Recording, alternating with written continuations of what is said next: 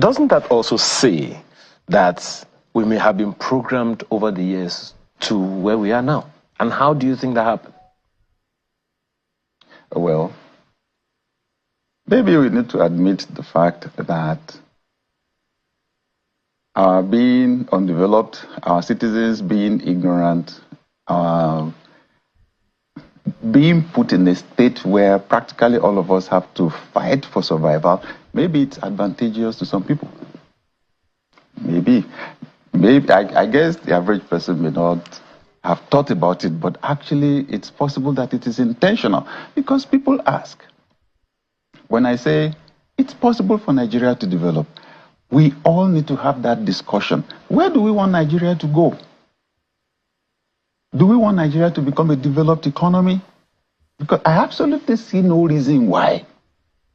I don't see any tribal reason. I don't see any religious reason, right? The countries from which the religions came, right, they're developed. So what's our problem? So the religion is not the excuse. It's not the problem, right? So we need to have that discussion and we need to have that agreement. Why are we not having it? Why are we not having that national discussion in the first place? Because it is advantageous to some people for things to remain the way they are. The state of power supply, for example, is it of advantage to anyone that we should not have uninterrupted power supply? Or maybe if I was selling power generating sets and now inverters and solar panels, maybe it will not be part of my prayer point that we should have uninterrupted power supply for 24 hours. We need to look at it from that angle. And when it is so, then you realize some people that have leadership capacity to influence, capacity to shape the country, are not doing it the right way. We're not having visionary leaders that have empathy for the average citizen and actually want Nigeria to become a developed economy. We need those kind of leaders now. And Nigerians need to listen, you know. Like you said earlier on, so we're approaching another election cycle now.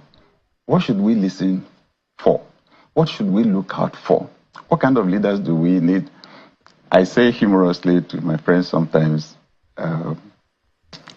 there's this Yoruba proverb that says, the wife that we use dancing skills to marry, eventually somebody with better dancing skills will distract her and take her away one day. So it looks like it's the people that can make the loudest noise that we listen to, right? When the elections come and then we begin to see all those images on TV, all those songs, the campaigns, we enjoy the singing and all that. It looks like we get carried away with all of that and we don't really pay attention to the real issues. Nigeria needs to become a developed economy. But it's possible.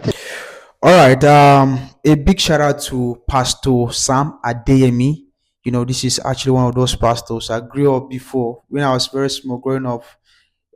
He used to preach on NTA. You know, he used to do a lot of. He's just full of sense. And what he said in this video, bro, it is true. Some people are benefiting from the hardship that that Nigerians are going through. In fact, let me just be realistic. Let me go straight to the point. I don't want to sugarcoat things. Most politicians, in fact, people at the top, they are enjoying from the suffering of Nigerians. They are benefiting from it. That is the fact. What he said, there's no sugarcoating to this. Now, let me make some example to what he said. Now, I learned that we have some of our politicians that they are into importation of generators. Yes, that some of our politicians are into importation of generator. All these mechanical generators, all these, generators we use at home and the rest. Now, let me ask you this question. If that kind of person is in office, do you think that person will fix the light issues we have? No, because he wants to still be making money from government and still be making money from importation of generators. So why do you expect that person to fix light?